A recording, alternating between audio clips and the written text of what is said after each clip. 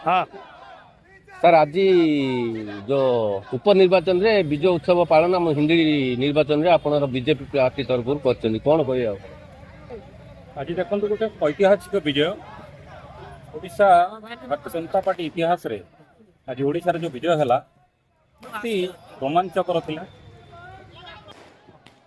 Bharatiya Janata party जो प्रकार प्रदर्शन कला नुआपड़ा शायद बीजेडी दल मुखिया हूँ तो केवे जीति नथिले ता सहित से आप देखिए बिहार निर्वाचन ऐतिहासिक निर्वाचन थिला।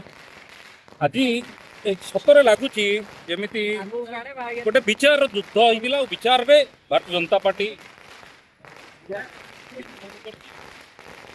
गोटे सिद्धांत जो रखी भारतीय जनता पार्टी जो हिंदुत्ववादी तार नारा रखी से तार आज विजय होती। दीर्घ 20 वर्ष कि 24 वर्ष पर संघर्ष आज संघर्षर विजय होती।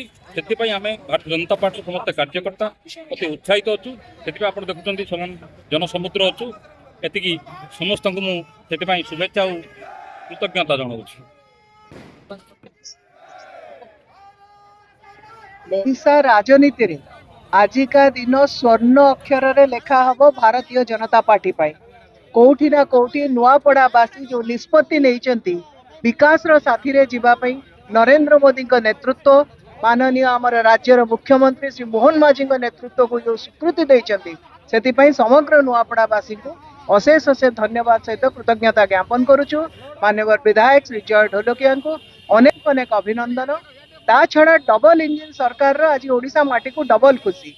बिहार प्रभारी दायित्व रे थिबा ओडिशा रो योग्य संतान केंद्र मंत्री श्री धर्मेंद्र प्रधान बिहार रे एनडीए को जो प्रकार अद्भुतपूर्व प्रचंड सफलता मिली से कोठी ना कोठी धर्मेंद्र भाई को बहुत बहुत अभिनंदन।